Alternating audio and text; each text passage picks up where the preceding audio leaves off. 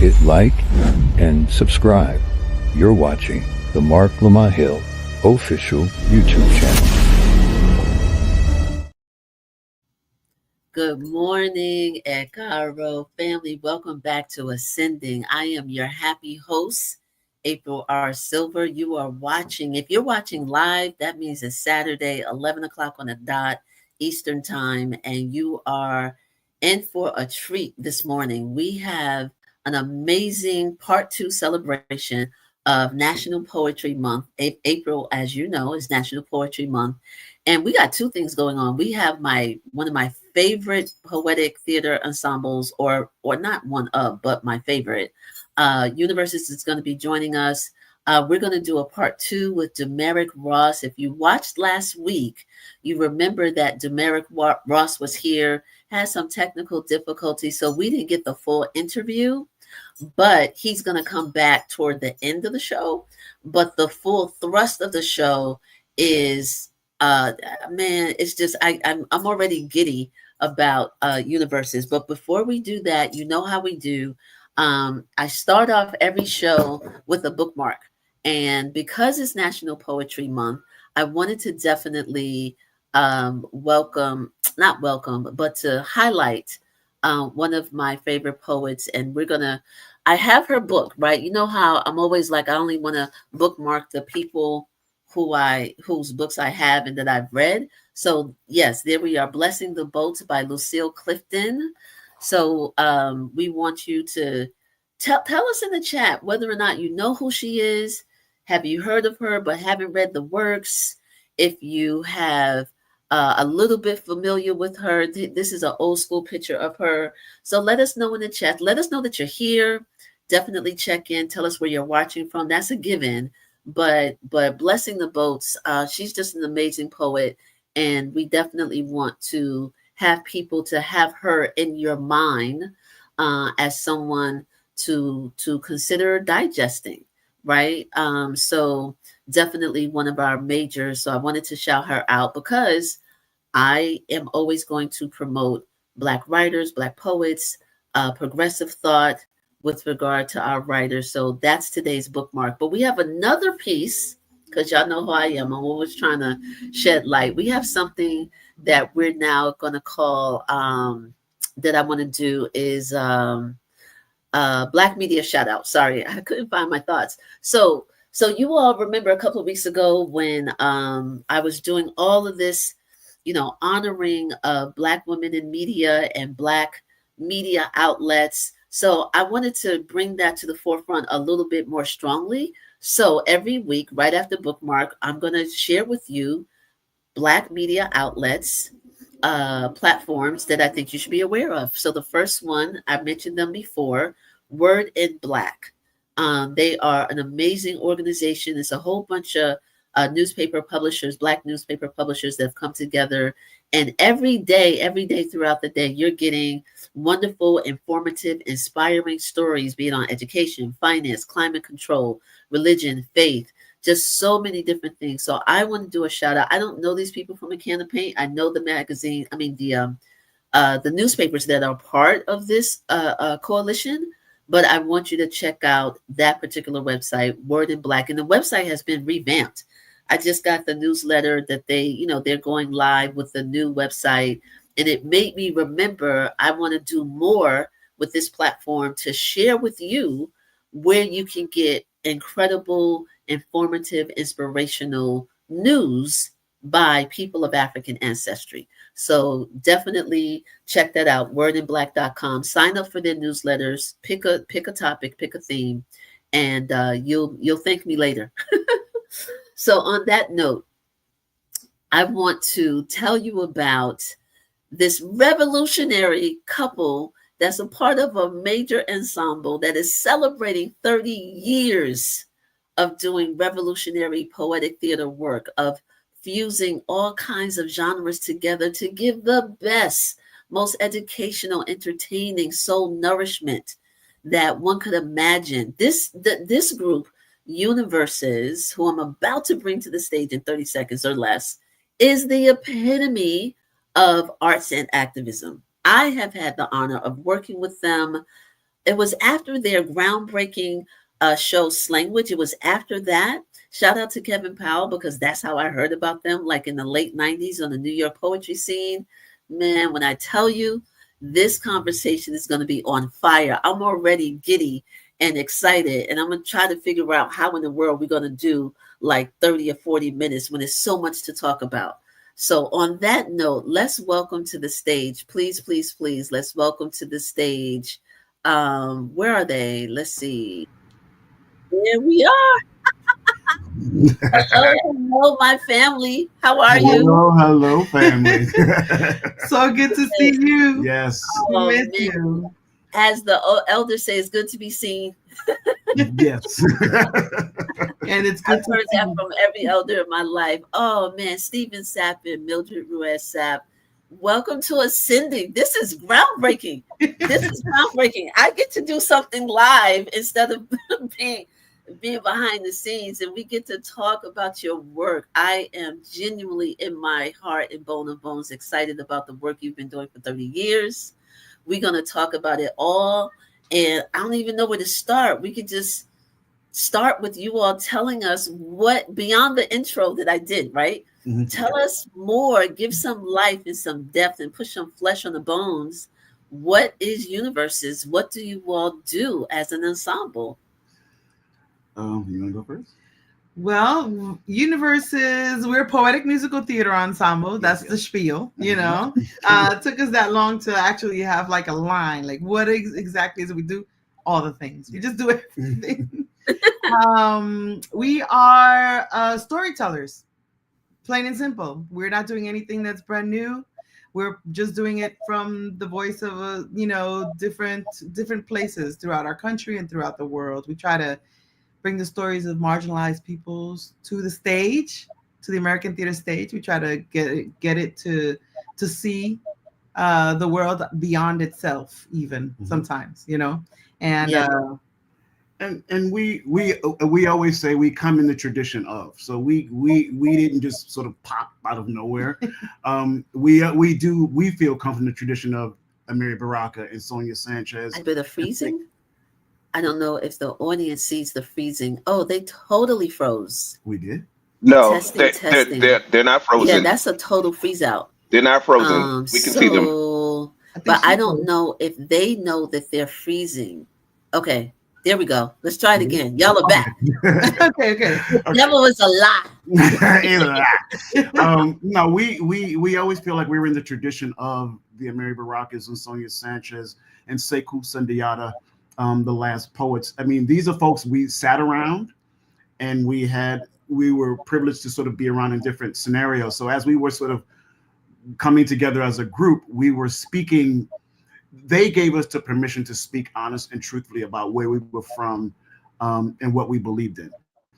And Mildred and I also are activists, and we've had our own center, community center in the South Bronx, the Point Community Development Corporation. So in terms of bringing that type of activism and community work to the artistic work, and then taking that abroad. So we've been lucky and blessed to be doing it for 30 years, and have traveled all over this country and abroad. And from a kid from the South Bronx, a project of the South Bronx, a kid from the Lower East Side, from the project of the Lower East Side, to see your work travel all over the place. We were recently, a couple of years ago, in Khartoum, Sudan. And to be standing on the stage, and it's like, it had to be like 150 degrees on stage, and there's 800 Sudanese people jumping up and down. It's pretty amazing and I remember thinking on stage, like, wow, look how far this has brought us, and look at the conversations we're having, even with Sudanese folk, about community and introducing them to the Bronx, introducing them to the Lower East Side, to the United States, that they might not actually know or see. And that was just a couple of years ago. You all were there. It's been a little while. Yeah. Steve likes to think it's a couple of years ago, but and they were time for Steve is completely different. It felt, you know how stuff feels like that was last week. It's been but it was a really amazing experience. And there were different theater companies from different. So we hung out with some brothers from Nigeria the entire time, who ended up being really cool in Egypt. All these theater companies all coming together for this festival, the Al Buga Festival in Khartoum, Sudan. And, you know, again, to see that quality of what we do, the work that we do in that type of arena, getting just discussed amongst greats about, you know, the work that we do is actually pretty amazing. And it's just as important as doing a show in a small community center somewhere. There's 20 people in there. They're really paying you in food. And those are some of the best. The best. You got to break bread with people. Best, That's yeah, fine. yeah, I'm all right with that. So we've been there too. But let me ask you this: what is with the work that you actually do on the stage? Yes. Like the banner says, right? People can read poetry, dance, jazz, hip hop, politics, down home blues. Why pull all of that together? Like why such a pot of gumbo?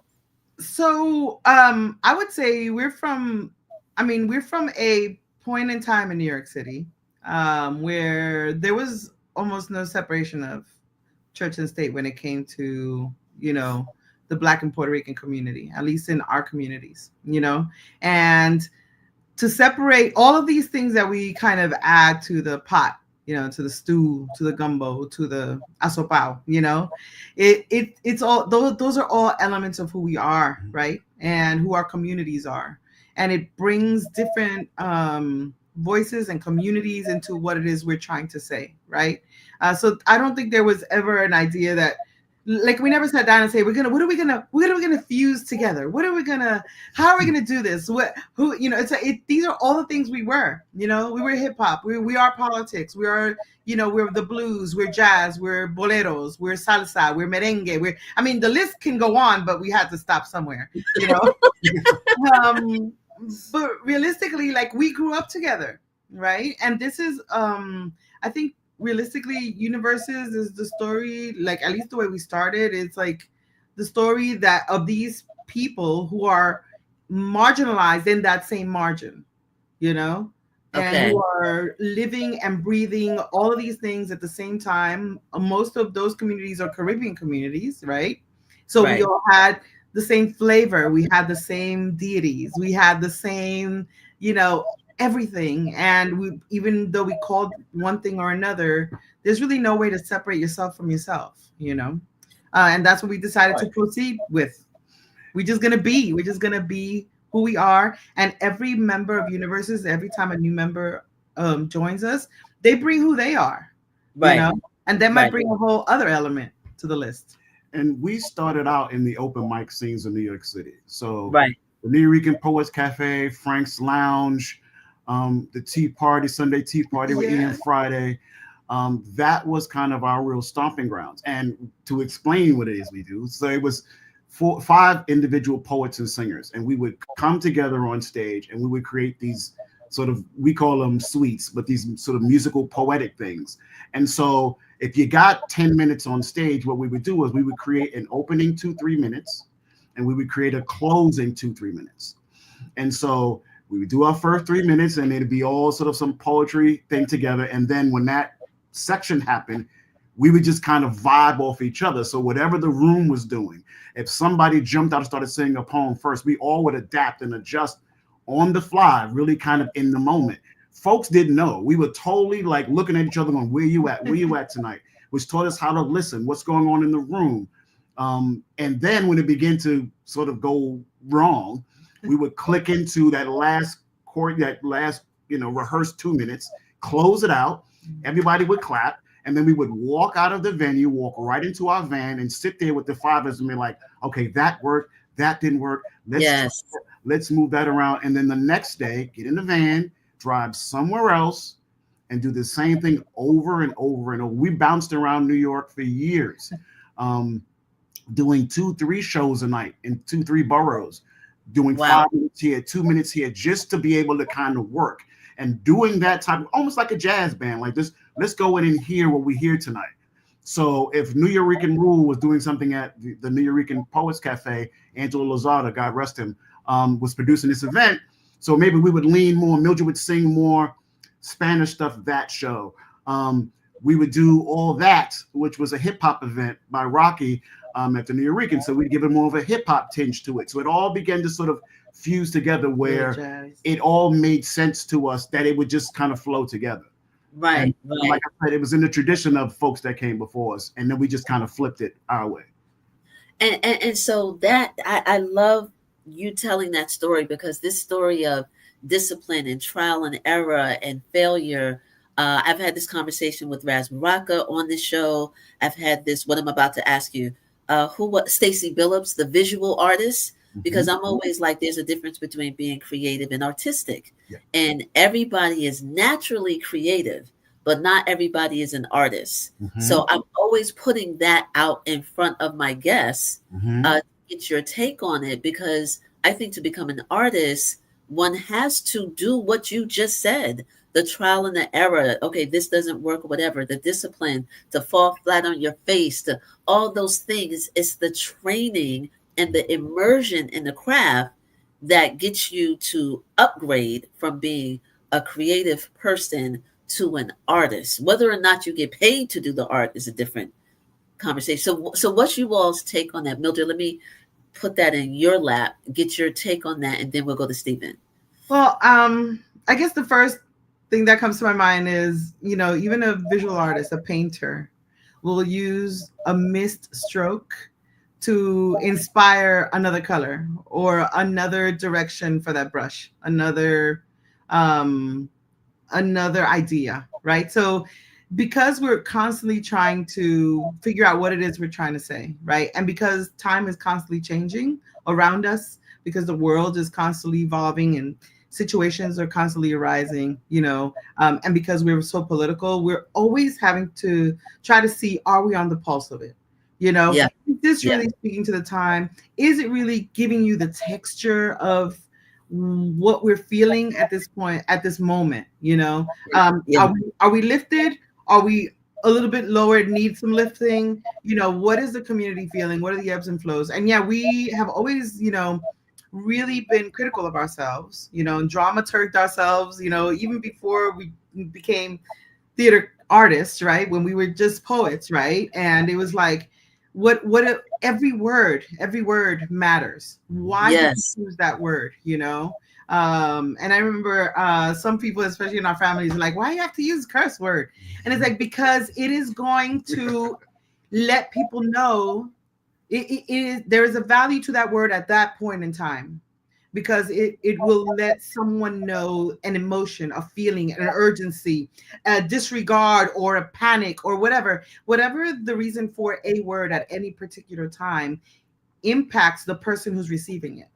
And it informs that person, so it's always been that kind of conversation with the universe. It's like, what are we doing here? What are we writing, and when can I come in? It's like double dutch, when can I come in? I want to get in on that. So I love it. Stephen, before I come to you, I've had this conversation, and I don't like cursing publicly, right? I curse like a sailor amongst family. No. Our great mother, Sonia Sanchez, I think I had booked her at Long Island University several years ago, and this thing about language came up, and essentially she said, sometimes only a motherfucker will do. Like, that's, I'm paraphrasing her, but that's poetic enough, right? Yeah. Sometimes that's the only word that will carry the emotion. You know what I mean? That irreverent word. So I'm with you is what I'm trying to say. I'm with you. I agree.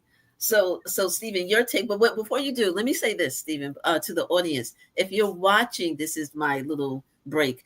If you are watching on Twitter, X, whatever you want to call it, and we know that Marc has a whole bunch of 500,000 followers over there. Switch over to YouTube if you really want to support independent Black media. You do us a favor, Twitter watchers and X watchers, to switch over to Marc Lamont Hill Official on YouTube.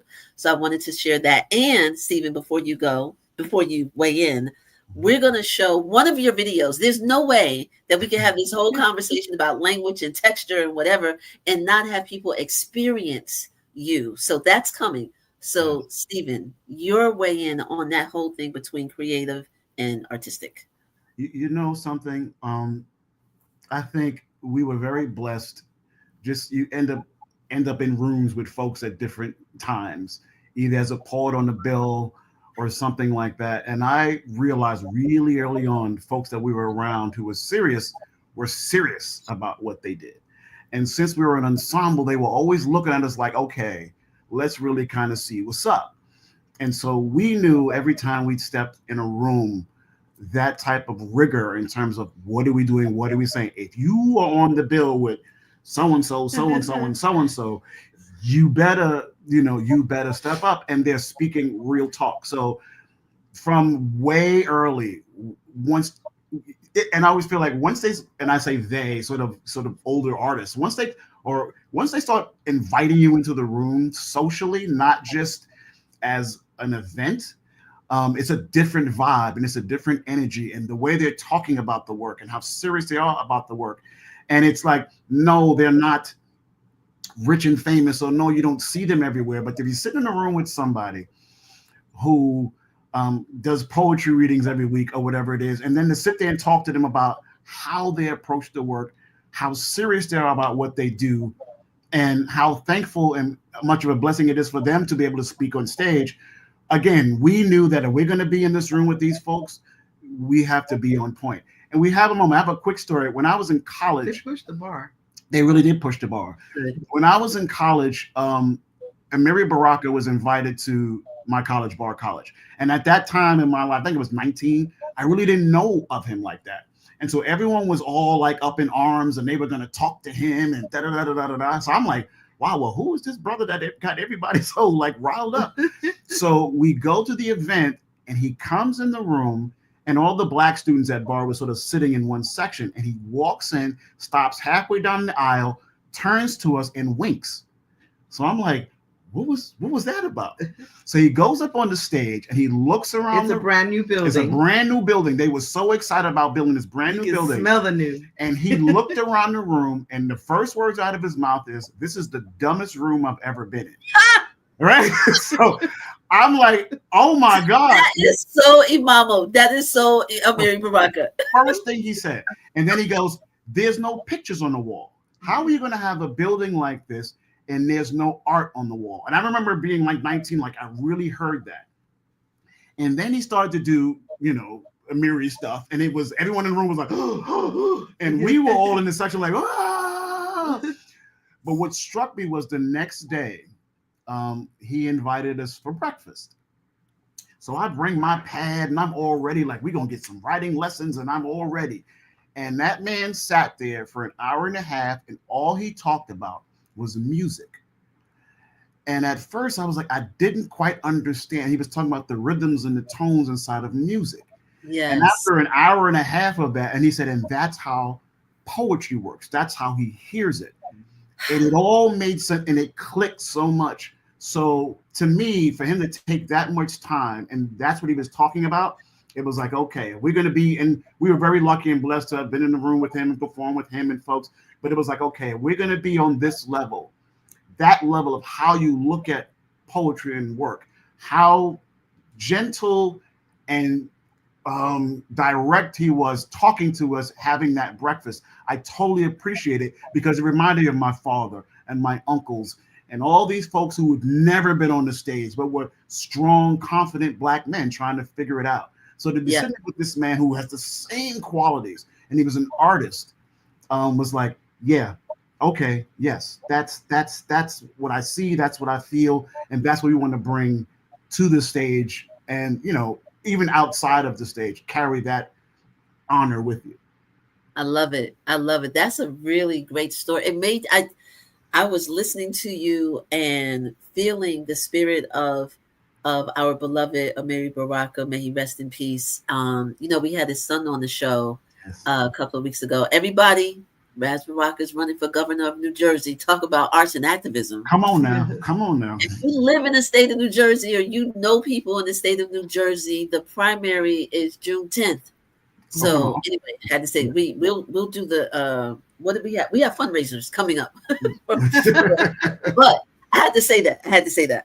But yes, I so get it, and I really appreciate you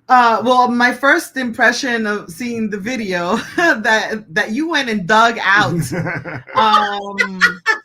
So this particular video is about Americus. It's our most recent work. Yeah. Not considering what we're working on right now, now. yeah. But that particular video, so it was during COVID. And we could not come together. So we figured out a way for all of us to record ourselves in our own space. And then we tried to bring it all together and provide some art to the world and during that crazy time. So that's why it's the way that it is. It's like, how do we try to come together even when we can't? And that piece, yes. And that piece and that play Americus was commissioned by the Cincinnati Playhouse. And so this was just before the pandemic, and it was right around the time all the sort of Trump stuff was really kind of catching speed. 45 became 45. So actually doing this piece in the theater was actually really interesting, because it was like you literally saw folks who are all excited at first, like, yay. And then once the politics kick in, you can see their face slowly drop. And you can see all the Black and Latino faces get all bright. You can totally see it on stage. We had a couple walk out of the show, like halfway through, like real slow across the stage, and don't realize like we are used to live events. So we're literally singing to them and talking to them as they're walking off. I love it.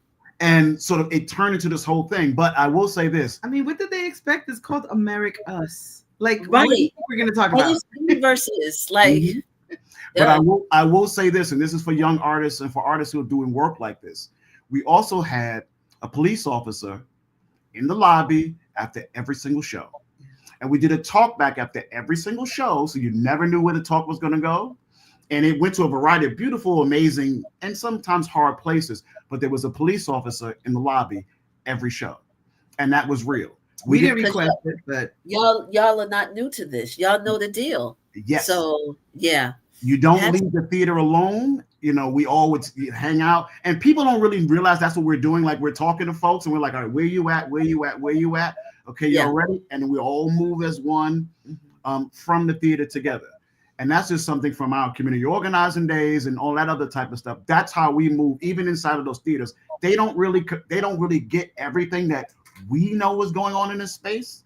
They can't see things that we see going on in this space. I've seen that woman shift in her seat. I've seen her whisper to her husband. I've seen them act like that. You know, we see all of that stuff going on. It's very real. The theater sensitive, though. The theater sensitive. Yeah. So it shows you that, okay, we're really on the pulse of something, but let's also be aware of where we are and who we're speaking to. And I always say, if anybody stays to talk to us after a show, especially folks of color, we stay. So a lot of young folks will stay to talk to us, just happy and amazed that they saw people of color on stage speaking like that. Yes. That's all it is, or they've never seen it, or they ask, where did you come from? We make sure that interaction has to happen. Yes. It has to happen. And so this piece, again, it was right to the pandemic. I think we need to revisit it. It's like, you know, we got he has another term, so we might as well. Right. That was like 2015, 2016 or whatever. So here we are coming full circle. It's so timely. Yeah. That's what I love about your art. It's so timely. I want to get to like one or two other questions, but I do want you to tell us about your explosion on the scene with Slanguage, and because that was masterful. That was, I didn't know you all then, but I saw it and I was like, God, could you just bless me? Like, how do I meet them? How do I meet them? And then we got a chance to work together. You know what I mean? And then here we are. You all are celebrating 30. I'm celebrating 32. And I just feel so blessed. So tell us about that explosion called Slanguage. Well, during that time, and I feel like in the open mic scenes in New York City, there was an explosion. There was folks everywhere. Everyone was doing something somewhere. And we were sort of beginning to sort of forge our own little niche. As an ensemble, as a group. There was, I will say there was second to last poets that were around. There was the welfare poets that was around. The Vibe Chameleons. The Vibe Chameleons. There was a group called Touch of Reality. So there were folks that was around, but we had a theater sort of bent to it.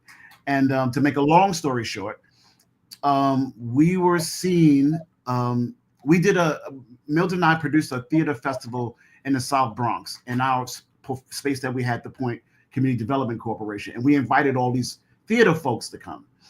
And Marc Russell, who ran PS 122, Performance Space 122, came. We literally walked on, and what we were doing was the ride. I'll play the ride, which was pretty much snippets of stuff we were doing in the poetry scene. But we had a following. So we had like 200 people in the room who paid $20. So this guy from a downtown performing arts space comes up to the South Bronx, and he told us, he was like, I paid money to see a group that had 200 people in this room, and they charged $20, and I've never heard of them. And he was like, how is this? And I'm like, no, we have our own thing. And so he invited us down to his performing arts space. We had 4 shows. But during that 4 shows, our folks came down, and New York Theater Workshop saw us. And they invited us to their summer retreat. We go to the summer retreat. We start to put the early stages of Slanguage together. They introduce us to our first director, which was Joe Bonney. And so we begin to sort of carve Slanguage what it was. They had something fall out of their season that year. And they called and said, hey, could you guys, if we gave you guys a slot, would you do it? I said yes before it was like, yes, we'll figure it out. And once we got in there, and they didn't really know what we were doing, and they had a sound, Darren West, who was our sound designer. We did like a hip hop medley for him, and he was sitting there going to New York Theater Workshop, do you know what they're doing? Like, do you understand what this is? Like, this is, and they didn't know. And Darren was great because that was like our first experience, like outside of the ensemble and the soundscape that we were creating. We had now a sound designer bringing the theatrical element into what we were already doing. So even though at first Darren was like, I don't know, what am I going to add to this? You know, it was definitely an amazing experience, and working with Darren and actually bringing all of those sounds to life. And our energy, our vibe was, we have to bring where we come from, the clubs and all that stuff, that energy with us on the stage. And we kept insisting that to Joe, and like, this is the energy we want. So let's say the show came out on a Wednesday, premiere, and it was about 3/4 full. And then the review came out on Saturday, and it said this theater, and I'm paraphrasing, this exciting new theater company. We weren't even calling ourselves a theater company. By that Tuesday, the rest of the run was sold out. Wow. And the idea of who we were changed almost say overnight, but it was like, well, who is this and what are they doing and what is their aesthetic? And what we did while we were prepping to do in rehearsal, New York Theater Workshop has a smaller space called the 4th Street Theater. What we did was we took this space every Monday for, it was the last Monday for 3 or 4 months leading up to our run. And we had an open mic. So we had an open mic, and we had one feature, and then we would close out the night. What that did was, we knew our audience, the folks that knew us in the Brooklyn Moon, and they didn't know it. They weren't going to the New York Theater Workshop, but they were coming to this open mic, which was right next door. So by the time we hit the second one, the line was around the block. We were charging $5. I think Will Power did one for us. Willie Perdomo. And we just gave them the door. And Universes closed out the night doing 10 minutes of something that was going to be in Slanguage. But it was about creating breadcrumbs for our people to know where we were, right? But this is what I was about to say. I know I want you to finish, but this is artistic mastery, and it's marketing know-how. This was in the 2000s, early 2000s, so there was no internet. No. Barely email.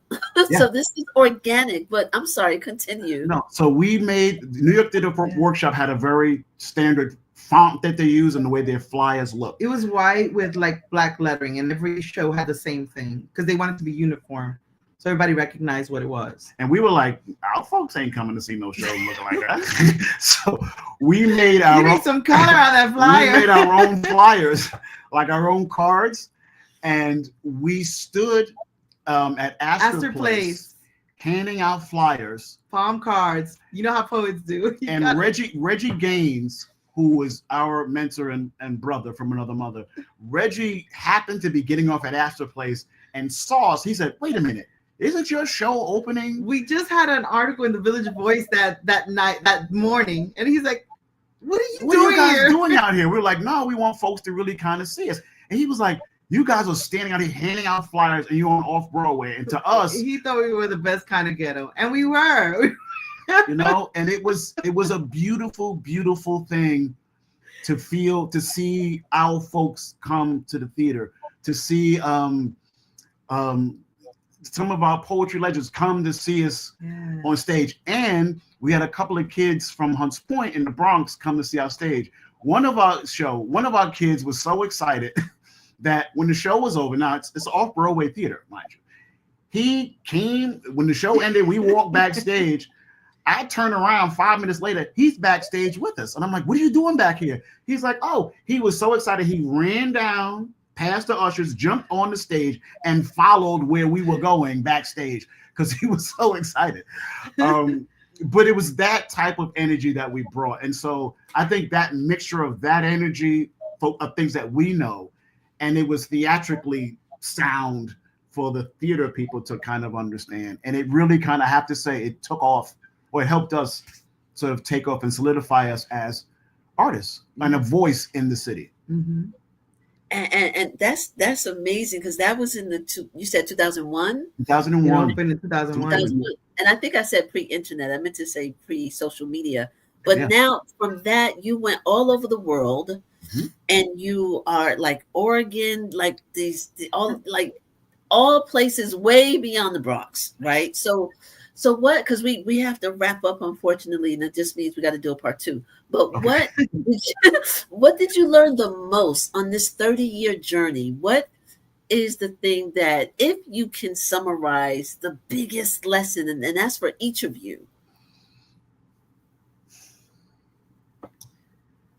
I think for me, the biggest lesson is to remain true to who we are and to our people. You know, I think no matter where we are, I mean, we can be in Oregon, we can be in Homer, Alaska, we can be in the Sudan, we can be in Chile, we can be wherever, we can be on the islands, and no matter what, we are the people that we were born to be, right? We were born into that space and time. We were born into a place, into a community, into sound. We were born into a culture, into like a texture, into fabrics. Like, I don't know, I'm a visual person. So I always think about, like, you were born into like your grandmother's house coat. You know what I'm saying? Like, I'm just saying, like, you know what I'm talking about? Like, we get it. We feel you. We're there. Okay, so I'm glad, because I'm like, how do I explain this? You know, we are who we were born to be. And even when the American theater, or when, you know, you get all these awards and things, and people want you to fit into a mold or to explain yourself as a certain thing. If I'm frozen, you know, they're frozen. You're just kind of, are we frozen? She's feeling frozen. So I'm gonna just keep talking. Know. But guys, let me know. Okay, you're unfrozen. Are we frozen? We're good. No, you all are good. Okay. So yeah, it's just we've reminded ourselves, and we've kept each other, like the entire ensemble. So Steve and I are not the only ones in the ensemble, but the entire ensemble keeps reminding each other of who we are. You know, every time we come into a space together, every time we write something together, it's like, yes, that is who we are. And once you feel it come to the page, or even like just arrive to the table, to the work table, then we're like, we're having a meal together, you know. And that's how I don't know, we've always just said, remember who we are, don't lose track of our people, our community, and the reason why we do this. There's a reason. I love it. And there's a sacrifice that comes with it. And we all know there's a sacrifice for being a revolutionary. There's a sacrifice for being an activist. It's a sacrifice that comes with being an artist. And it isn't, you know, it's work, and it's hard work. And I'll say this just for my personal self. When my mother died in 2015, the next day I had to be at a rehearsal to begin rehearsal somewhere. and I had to go. I wasn't home. When my father died, we were 3 weeks into a run of one of our shows, Unison, and we had to finish the last 2 weeks of the show. And I had to ask my sister, hey, can we kind of hold the funeral till I'm done? And she was like, of course, yes, because she understood. But I also understood that at those precious moments of my parents being gone, I was doing my art. And so there's an interesting pull and push about that, of not being there, but doing what you were meant to do. And there's a higher calling, but remembering where you come from and what are your foundation and roots. And it still moves me to this day. And then we have a son, and our son is 24 now. And he has watched everything from the beginning. He has been in rooms with folks that you would be shocked to, you know, that of people he sat in a room with, or he sat in rehearsals with. I'll tell a quick story. We were in Berkeley, California, and we met, we were doing something on the Black Panthers, and Bobby Seale was coming to, you know, meet me. So my son hears the name and goes, oh, can I meet Bobby Seale? Never, he just heard us talking about him all the time. So I said, all right, come on. So we go downstairs, and somebody told me that if you ever want to see a Black Panther, a lot of people claim it, if you want to see a real Black Panther and activist, watch how they treat the elderly and the young folks. You'll know. So we go downstairs. Bobby's at the door. I open the door. When I mean literally, he turns to my son and has a whole 10-minute conversation with him about life and who he is and what he wants to do. Before he even spoke to me, he talked to my son directly for 10 minutes. And when the conversation was finished, then he turned to me and said, how you doing, brother? And then we spoke about what he came to talk about. And my son always remembered that and was always standing there. And I was like, now you see what our work means. How does it connect to this, this, and this, and our dedication to it? So he's an artist now himself. We didn't ask him to be. It's just something that naturally he has gravitated to because of who he's around and the love that we keep amongst our company, of who we allow into our orbit, who we don't allow into our orbit. He knows every, you know, the good and the bad and the ugly of what it means to be an artist. He knows, and still loves it. He knows that we still love it. So I am very proud to have been to have created something with my wife, something like this Universes, and my good friends who are like brothers and sisters to me on the road. Everybody who's going on the road with, we are family, and we will take care of everyone, you know, everyone who is with us, and the messages that we're bringing to communities all over the world. We've had conversation with folks that we could repeat, and we've had conversation with folks that we would never repeat. You know what I mean? Yeah. This is activism and revolution for real. It's not a joke. It's not a game. And I think sometimes in theaters, when we walk in there and we're talking like this, it scares them. And so, but we brought it anyway. We've lost gigs and deals and friends because we didn't compromise. We haven't. And I'm proud to say that we've able to still stand on our own 30 years later and say, we still do this. This is who we are. Are we rich and famous? No, but it isn't about that. Do you touch folks in a way that they remember you? The folks that have touched me deeply, no one's ever heard of before and will ever know. But I know in my life, they have done this, this, and this. And if I and us and our work could have done that to somebody, I don't necessarily need to know it, but I know that it exists. And I don't have to be on MTV or whatever it is to validate who I am and what we do. You understand what I'm saying? And that is the joy and the privilege of this. I don't even know how do you, I don't even know what to say. Like, I'm so full. I'm so full with gratitude and respect, and like I feel like our hearts are hugging, like somewhere in the non-physical world, like we're just like dancing and hugging, like our spirits are connecting. Like, I mean that sincerely. Yes. And there's so much more to get to. like if I'm gonna put you on the spot, real talk, because I can, right? Like you will come back, yes? Yes, of course. Yes. Whenever you call, Whenever April, you know call, we there. yes, you can call us anytime. We got you. And please, it's a done deal. We just got to pick a date, Yeah. because there's so much more layers. And Stephen, you and I've had conversation at since 2025. Like there's layers of humanity here, and where we get enriched, right, on a day-to-day and with our parents and all those things. And I can't believe your son is 24. Oh my God. Like it's just so much. It's so much. And I want you to come back, because the sacrifice that you talked about, the mastery and all of those things, and then you're married, right? Like that's a love story in and of itself that I would love to, for instructive, inspirational purposes. You know what I mean? So that's a lot there too. I don't even know how to say goodbye. So my grandmother used to say, speaking of family, my grandmother would never say goodbye.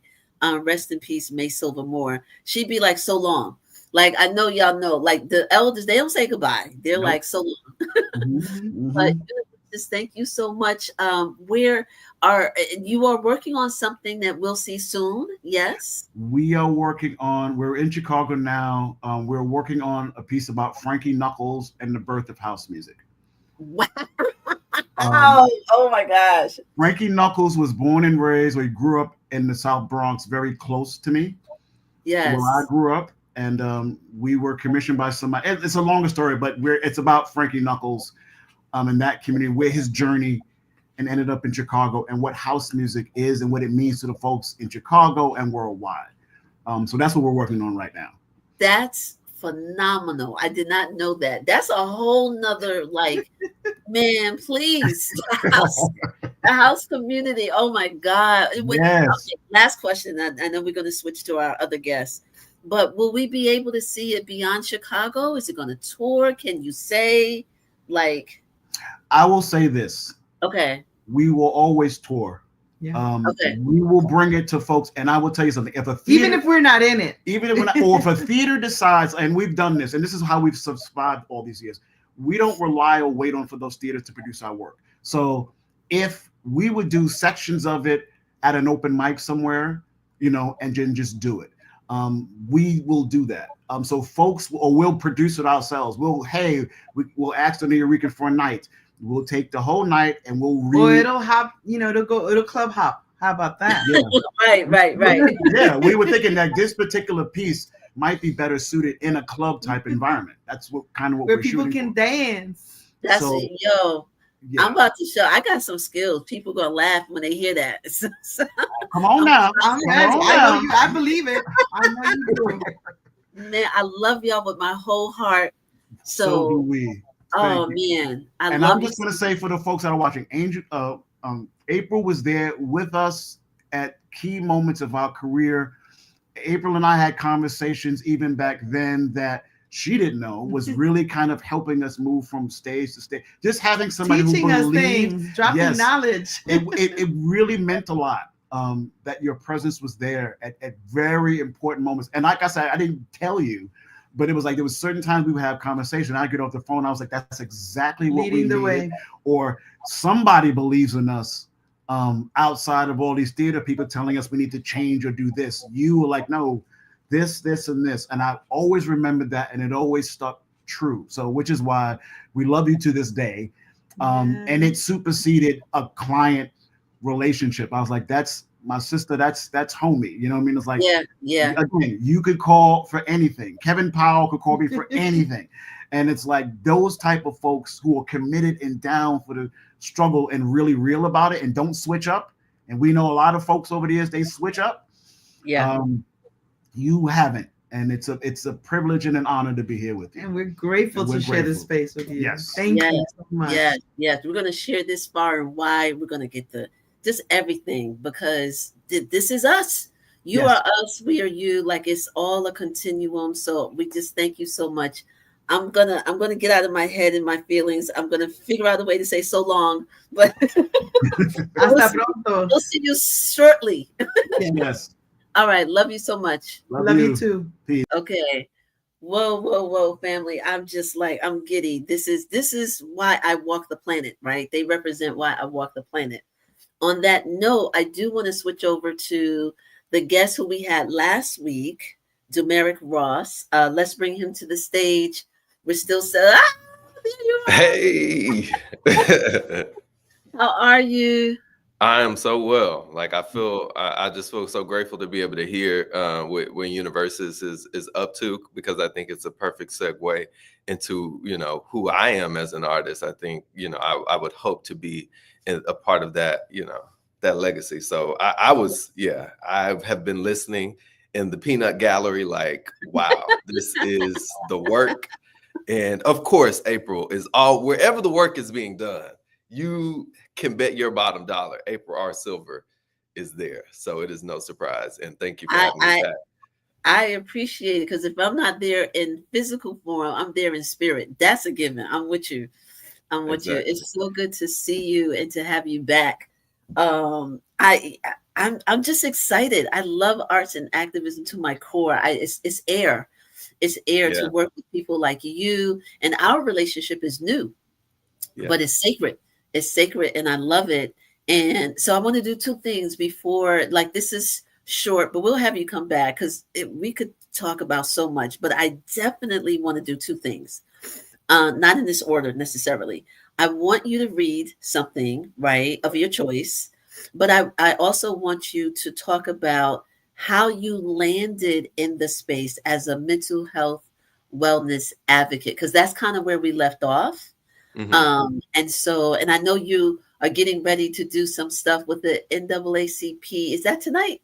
It is this morning. Yeah. Three things. So those three things, I'm gonna turn it over to you.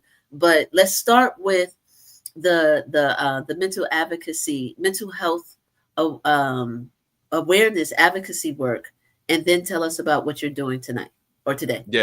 Yeah. So the mental health stuff started back in, I guess it was 8 years ago this week, actually. In April of 2017, I was, after the Student Choice Awards that the freshman class had been responsible for putting a number of awards together for our class. And that night, I believe it was like April. Let me interrupt for a second. We're talking about you when you were a student at Howard University. Yes. When I was a student at Howard University last week. Yeah. So for those who are not familiar, I originally went to Howard University to study acting, and there at Howard I became Mr. Freshman, became very involved with protest movement and an organizing group called HU Resist that formed out of what we believed looked to be an allegiance to or an alignment with the first Trump administration. And so from that time, I ended up, really pushing us forward in terms of what we were doing as a Royal Court. And so I had the idea to come up with the Freshman Vision Awards, because a lot of the awards on campus were geared toward upperclassmen. And so it was April of 2017, after the Student Choice Awards, where I had won the April R. Silver Young Activist Award, that the freshman class had, honored me with, and we honored you with by, naming that award for all the work that you did back in '89. And that night I ended up having a really tough time with mental health. And, I had come out as gay earlier in the year. And so I was dealing with a lot of that, dealing with, adjustment to the academic rigor of Howard University, and so many changes in my life. I was coming in to be exactly who I am. And I ended up hospitalized for suicidal ideation and extreme depression, taken from my ambulance. Thankfully, I had friends who called not just on Jesus, but called, for some professional help. And there I was taken by ambulance to the Washington MedStar Hospital Center, where I stayed for a few days and was released. I want to say it was like April 26th of 2017. So it's quite ironic to be, speaking about this many years later.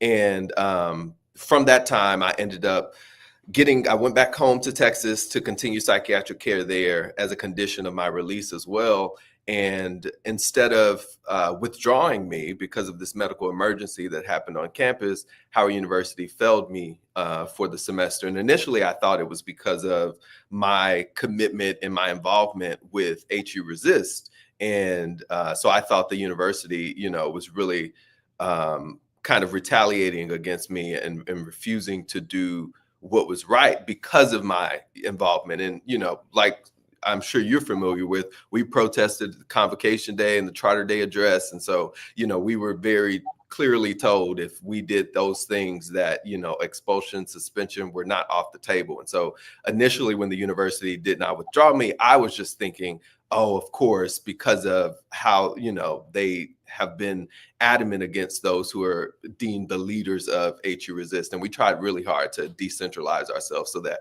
we did not make ourselves a martyr to the university's administration. And from that time, I ended up going back home to Texas, and I was torn between going to community college or continuing at Howard University. A couple of months later, I went to request my transcript. There, I saw the transcript, I had a 1.3 GPA. And so I knew that I had to be failed from, all of my classes instead of withdrawn. Again, thinking, taking the university at its word. And, I put out a letter really explaining the situation, letting them know that this was a mental health emergency and that, because of that, they should accommodate the request to withdraw. And the university did not do that. And so I got connected with an attorney. I started a Twitter thread around the time that was still HU Twitter was like really big. And I started a Twitter thread because I knew it was not right what the university was doing. And a lot of people chimed in, alumni, current students, former students, would reach out over DM, over, comments, and they would retweet and quote and let me know that like this happened to me or this happened to a friend. And, I thought that I was uniquely positioned as, what folks might say as the model minority or as this person who was, I was Mr. Freshman. I had been nominated for a Bison Ball Award for Activist of the Year, had also won the April Silver Young Activist of the Year Award, freshman on the debate team, very involved on campus, very visible. And so I was, like if this could happen to me and the university could be this neglectful and negligent, then, what for the folks who did not amass that sort of social capital and social currency that I had. And so I was, adamant that I would continue to push. And so I ended up getting connected with an attorney who I could not afford. And so she laid out what she would do with the case. And one of those things was she would file a complaint with the Office of Human Rights. And when I could not afford her, I decided, I'll go file the complaint with the Office of Human Rights using all of her cases and all of the, information and research that was available to me. I, essentially tried the case on my own and represented myself against the university. And back in 2018, we met initially to discuss a mediation, and that failed. And the university was really of the position that they had no clue about this, which was alarming on so many fronts because this happened on campus. And in 2023, I'm kind of skipping ahead a bit for the sake of time, but in 2023, the Office of Human Rights came back to me and determined that I had probable cause in the case, and they ordered us into mediation again because the mediation earlier in 2018 had failed. And by this time, I had already graduated from Texas Southern University. I had done a lot of work on campus there in terms of decriminalizing, possession of marijuana, and had a lot of experiences on the Senate, and had graduated, had now moved to LA where I started to work in entertainment and talent representation. And so I was becoming familiar with how to advocate for, our clients, but also, how to advocate for myself. And so again, trying the case on my own, maybe 2 months before my letter of determination that I had probable cause, Yale University settled a landmark case where they were able to win part-time work for as an accommodation for those experiencing mental health emergencies. And so I used a lot of what was available there, because a lot of these settlements, again, going back to the model minority piece, I filed on time. I was, I had done all the things. I had submitted all the paperwork. I had done everything by the book. And so I used the Yale University settlement as a basis for what I would ask the university for. And ultimately, in October of 2023, we reached a settlement agreement where they paid me out a financial sum, which I can't disclose, but they committed to academic changes to my transcript. They issued a letter of apology, and they decided that they would entertain any policy that I presented to the university to address these issues so that it would not happen to future students. And from there, got connected with the Hilltop, did a bunch of papers, and got connected with current students who were like, oh, this is happening to me. And this was 2023. And I was like, oh, this cannot be, because part of why I settled was the university was adamant that all of the people that were involved in my case had since left the university, maybe had been fired, had left on their own accord. And so when these young students are coming to me with spit image cases of exactly what I have dealt with, 8 years ago, I was like, oh no, something has to be done here. And I can't just settle and be quiet. I have to actually settle and continue to push for change, because this was affecting people, years down the line. And so got connected with them, ended up getting connected with the Department of Justice. And that ended up with a DOJ investigation that was opened a year ago on Howard, discussing the mental health illnesses and how they are addressing it on campus. And since that time, I've just been, fired up and ready to go for all things mental health through personal experience. You are to be, and all that you represent, that is an amazing victory story. Yeah. And to think that you did all of this while still you're coming of age, right? You're 20 something years old. You're carrying this. I'm not saying you're the only advocate out there doing that, but certainly you made a decision. As I always like to say, you made a decision that you weren't going to let it go, that you were going to hold the university accountable and to fight for systemic change in terms of how we're dealing with. That's huge. And just thank you. Just thank you so much. Yeah, no, I think it's so important. And I almost, again, I had already graduated. I was working in entertainment. I moved to LA. So when this came around, I did not need the university to do anything for me anymore. I had, essentially, I got to Texas Southern. I got on the team, the debate team, and they were able to ignore the 1.3 GPA and allow me to, because what I didn't say is that I could not go back to Howard because I was academically suspended. I was not able to receive any financial aid. And so as a Pell Grant student, I couldn't do anything. And then the university held my transcript until almost August of 2018. And so by the time they released the transcript, I missed all the application deadlines to transfer, and all of the places that I had, applied to denied me because of the 1.3 GPA. And so I was effectively barred from any college, journey for that semester. And it wasn't until it was my mom who really reminded me. She was like, hey, I know this money seems like a big thing, but don't forget everything that you were fighting for these years ago. And I went back and I revisited the Twitter thread, and I found my ambulance report. And I was just like, oh no, I actually, if I have this platform and this opportunity to change, I've got to go as far and as wide as I can, so that all the people behind me don't have to, fight as hard and may not have as much, social currency or, had amassed all the things that I had by the time that, the case came around. So I really shout out, my mama for reminding me how important it is to continue and to not get, short-sighted. Because again, hey, you threw that amount of money in front of me. I already had a degree. I was living in LA, broke, struggling, trying to, pursue this entertainment career. Yeah, you could have easily gone a different route. That's why I'm saying thank you, right? Because I can't even wrap my brain around the emotional toll the mental, the spiritual, that's a lot of weight to carry. So I'm just hugging you from Brooklyn right now. And I am receiving that and hugging you back. Yes, yes. We're just so grateful for your advocacy. And that's why I was so adamant, as you know, with the way we've been, shout out to Sonia, to our girl who connected us, right? Yeah. But that's why I was so adamant about having you back like as quickly as possible, because I didn't want that story to not be fully expressed. You know what I mean?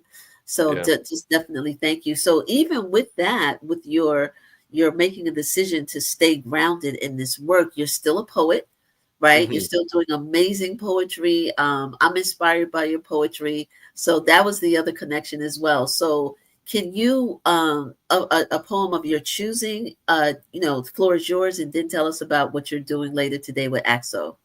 Yeah. So again, the because you love Howard University words that, you quoted Sonia Sanchez telling you about have really colored how, I moved through that entire situation. And so poetry has always been a way of life for me, has always been a part of, my journey. And so thank you back. And the poem that I'll do this one since Universes was on today. It's a poem that I think is one of the more theatrical pieces that I have. And I think, so in 2020, when George Floyd was murdered, I was working in entertainment and I was struggling to understand what we meant by representation. And because to me, virtually no one hadn't seen the video of this Black man on screen. And yet we were saying we want more Black people on screen. And so I was in search of something that was beyond representation as a piece of symbolism. And so birthed this poem. And so I'll just go for it. In July of 2020, Netflix announced the acquisition of several major Black television series.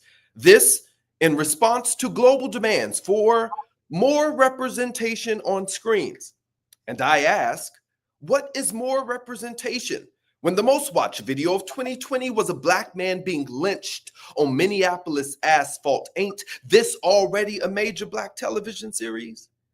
And ain't we already seen this before in every genre? Ain't this already a horror? The way his neck can no longer hold his head above the weight of this wicked white world in action. The way knee turned to weapon, asphalt to casket, Facebook Live turned funeral, a comedy. The way the world then turns and tells us to be peaceful. What does it mean for more Black folk to be represented on screens when every week a new murder is broadcast live and in action for the whole world to see? See, there is nothing like a Black person on screen that'll bring the whole world to its feet. Whether breathing or bloody, whether real or make-believe, they'll make us believe there is something magical about the way we disappear on screens, and we are tired of going live with more Black death in 20, 19, 18, 17, 16. In the criminal and justice system, racially based offenses are considered especially holy. In the United States, the dedicated delinquents who execute these violent crimes are members of an evil squad known as the police department. These are their stories. Bad boys, yo, the bad boys are always doing the murders around here, then calling themselves the heroes. Always calling for backup, scared our holy Black bodies gonna get back up. Then tell our families who watched the murder in front of their own eyes to back up as the world tell us to pray to God. But nowadays, seem like even heaven's voicemail is backed up. How long does a Black body lie in the sweltering sun before someone calls an ambulance? In 15, 14, 13, 12, 11, find out next time on It's Always Sunny in Philadelphia. Except when Black suns set in the middle of the street.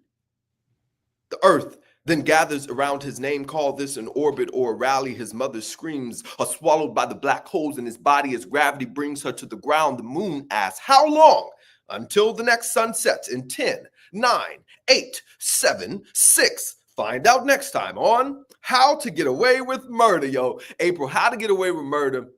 How to get away with murder. It's like going to trial for the bullets that did not kill Breonna Taylor. It's like Joe Biden being called an uncle like he ain't lock all hours up. It's like the murdered being put on trial while the murderer conducts the investigation. It's like America in 5, 4, 3, 2. Well, that's all the fun for tonight, folks. Remember, if you find yourself Black and on screen, make it Oscar-worthy. or they'll make you Oscar Grant. Either way, the whole world will be watching live and in living color. And that is the poem. So thank you. Whoa. My body is like, I got tears in my, I didn't know that was the poem you was gonna do. All I can say is that was powerful. That's the words that are stumbling out of my mouth. Thank you so much. You have been doing this for sorry. I'm having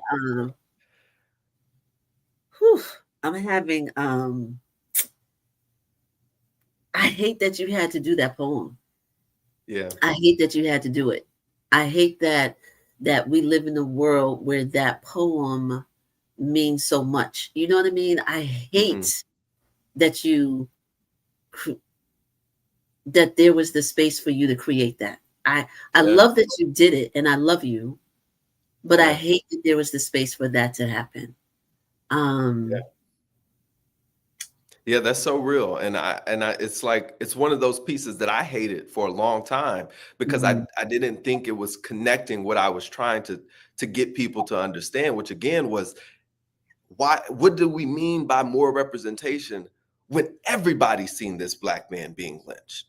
Like, we have to go beyond just Black people on screens. Like, because that is not enough if the structural and systemic and institutional conditions of the places that we are on screen do not support us. Because then, that's just performative symbolism. And for me, that felt very empty post George Floyd and working in entertainment. And so, it just occurred to me that, like, there was just, and what also was interesting was that everyone in the world gathered around to protest and to support this moment. And so again, here was this Black person on screen, and everybody supported it. And to me, it was like, post, Will Smith and the Oscar moment, it was like, this is so interesting that it's just something about us in our relationship to the screen that brings everyone to their feet, whether that's through protest of George Floyd's murder, or whether that's through the celebration of some Oscar award-winning Denzel Washington, or, Viola Davis, or some crazy theatrical moment where Blackness itself is put on display yet again for its entertaining value. Right. That's a lot to unpack. This is why our souls are connected. This is why I'm proud to say that we're family. I just thank you so much, because it's not just your art, it's your intelligence. And as I always say, like, you made a decision to give a damn. You could have there in Los Angeles, of all places, you could be doing something else, right? With your talent, your skills, the money, from the set, whatever, you could be doing something else. So that's why I'm expressing so much gratitude for the decisions that you've made. Wow, I'm just gonna have a bunch of repeats. Like you gotta come back to things. My dear brother, Axel, you're doing something tonight. And can we talk about why you might be in Harlem in a couple of weeks? Can we talk about that? Yes, we can. Okay. We can. Okay. So we'll start there. Okay. A couple months ago, I auditioned for Amateur Night at the Apollo and was accepted and invited to formally compete sometime in May. So I'll be back in Harlem doing that soon. And, all of the folks in New York would love the support. We'll make the announcement. Yeah, yes, audience meter. So we'd love to have folks in the room. And I think that's something that, what I didn't do is I also sing a little bit in my poetry as well. So that's why I was like, I think Universes being, at the forefront of this, and then, hearing my work is it's so interesting. And so I'll be doing the Apollo, which I'm just so grateful to just touch that stump. That's the Amateur Night at the Apollo. Amateur Night at the Apollo in May 2025. When we get the date, you'll tell us, right? Yes, absolutely. Okay. I will let everyone know. So yeah, doing that, and then today I'm here in in Beverly Hills helping judge poetry performance for the NAACP's AXO competition. AXO is the Afro-Cultural Technological Scientific Olympics that the NAACP has had for over 30 years. And every year, students from all across the nation compete locally at their respective county or local city branches with the NAACP in categories across over 30 different categories, from culinary to, music, to dance, to drama, to medicine and health, to entrepreneurship, to computer science. And these are some of the most insanely gifted young people who come every year. And as an alum of the program, I was one of the only people to win 5 national awards in oratory and in poetry performance. And so many, of our greats, the Anthony Andersons and, Jessica Reedy and gospel, and Miles Frost, who just won a Tony Award. Freezing, so that's why I'm being quiet. Let's see. I don't know. I think we might have the problem again. Hold on. No, he's good. No, he's good. Just check. Abel, everything's fine. Go ahead, Darriic. We can hear you. Okay, perfect. Well, yeah, the NAACP AXO program has just birthed so many of the giants, like the Apollo stage. And one of my roommates, when I first competed in 2013, this was the year that post Trayvon Martin's murder, that, for a lot of my generation is the moment that pushed us into political consciousness and activism.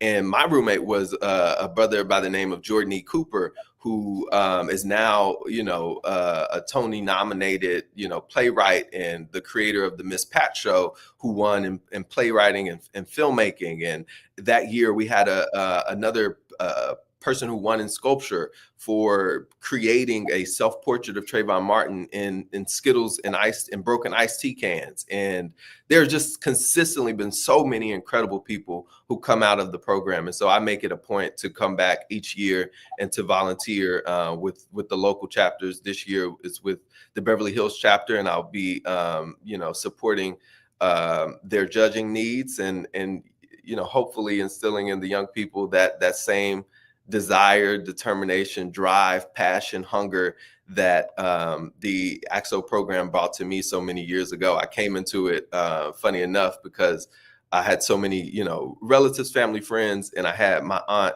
who, when I was before I was even able to compete, she was like, "You're coming to this competition, you're going to watch, you're going to be immersed in this Black talent, and you're going to see, because once you are of high school age, you're going to do this." And I did it, and I won, it 5 times. Five times. That's amazing. On a national level, I'm familiar with AXO, and of course, we're familiar with the NAACP. So we're going to be, the ascending audience is on the beginning of your continued ascent, no pun intended, or maybe pun intended. Yeah. So, Darriic, we thank you so much. Have a blessed judging experience like you've done, going back to your roots in that regard. Thank you for your advocacy work. Please let us know when you win amateur night at the Apollo Theater. So we'll announce. If I'm in New York, of course, I'm going to be there. But we appreciate you, and we thank you so much for the decisions you've made with your life work. Yeah, definitely. And again, I can't thank you enough because it is a proof point of this concept of Ubuntu, that I am because we are. Like, if you had not been exactly who you were, I would not be who I am. And if I, and I'm always fascinated by this idea of how many people's purposes and callings are connected to you adhering to your own. And because of your willingness to accept your own call, you made way and permission and gave me license to become who I am. And as is the case of so many people, that I am a reflection of from the different communities that I represent. But yeah, I can't thank you enough for, always, like Universe has said, just being that steady voice and that consistent friend, fighter, and lover of all things arts and activism. And now you get to do it every week and bring it. I know, right? Yeah, I'm excited. This is a labor of love. I thank you. And, this is I'm not deflecting, but I'm just expressing that what you feel is what's coming through me, because we're of a certain lineage, right? Because we will be here for ad infinitum if I started talking about the long list of people who've poured into me, which is what you're experiencing as well. So we'll just continue. Like my grandmother says, this is not goodbye. We're gonna say so long. Yes. So we'll talk before the week is out for sure. Again, so thank you. I love you, and we will see you next time. We'll see you in Yes. Harlem, the Apollo. Yes, indeed. Happy National Poetry Month and on the Yes. cusp of Mental Health Awareness Month. So Thank you so appreciate much you for setting for us up. the We time. Yeah. appreciate it. All right, my love. All right, family. This was a good one. This was a good one. Thank you so much for staying with us. I'm gonna cut the outro short, right? But which one do I want to do? Do I want to do here for the comments? I definitely I want to see some of the things that you all were talking about, because I know everything had to be on fire. So here for the comments is where we're gonna go. Then we're gonna do one or two pinnets. So guys, if we can let the audience know that I just want to make sure that I haven't missed anything. Oh, Southern Ontario, Megan, I don't know if she's still with us, but thank you so much. Do I see NYC? Yep, we see some people. I want to make sure I'm looking for the starred comments. Rolando's here or was here. I don't know if he's still here. Shout out to the Marc Lamont Hill official family. Thank you, thank you. Sandy's here. I'll just scroll later because I know this has been a whole hour and a half. So thank you so much for always staying with us. We are here every Saturday, 11 a.m. live. I don't think I'm missing anything major in the comments, but please tell your people. Let me say this. There are two fundraisers for Raz Baraka running for governor. Y'all remember February 15th, I think, is when I interviewed Raz Baraka, who's the mayor of Newark, New Jersey. He's running for the governor of New Jersey, running for governor of New Jersey. When he was here on Ascending, I had mentioned to him that I was going to do a fundraiser. I already had the venue that was donated by Asasaya. That one is May 31st. Details are coming out rather immediately. That's May 31st, Saturday, in Bed-Stuy at Asasaya School of the Arts, right? The mayor will be there and some other special guests. There's another one before that on May 6th that is a fundraiser of Raz for governor for the state of New Jersey. So there are two opportunities for you to come to Brooklyn, New York, May 6th and May 31st. I'm organizing the one on May 31st. It's all over the internet. Like where next week we'll put up the donation link page. We have got to do everything we can to get Raz in office, right? And go back and watch that video. If you know about the Baraka family, if you know about all the amazing work that Raz Baraka and his administration has been doing in Newark for 3 terms, where they've turned the city around, then you would understand why not just the state of New Jersey needs Baraka as governor, but all of us who are freedom fighting, anti-tyranny, anti-Trump administration and all that he stands for, why we collectively need to get this man in office. You have 2 opportunities in New York, probably some other ones that are coming up, May 6th and May 31st. I don't know where I'll be May 6th, but I'm letting you know about it. And I want you to definitely do what you can, even if it's just spread the word, even if you can't donate. So I'm going to close out on that note. I'm going to remind you to watch the replay if you're listening and you came in late or whatever. This was an epic show. This was an epic show. Let's put up on the screen who's coming up next week and the week after and the week after. We do have some folks that you're going to be as excited about, and then we'll close out. So we could say, yep, there we go. We have upcoming featured guests. Rosa Clemente is actually May 3rd. Byron Hurt, Jada Njai Mbaye. Marc Lamont Hill is actually coming on the show as well. We're going to do a tribute to Black fathers. We're going to do a tribute to Black women in media part 2. So we have a lot of amazing people coming up. I am live every Saturday at 11 a.m. I hope y'all don't think it's too long, but I just got emotional. It's been amazing. I thank you for the regular people that come out and watch. Tell your people, and we will see you next Saturday. In the meantime, stay up.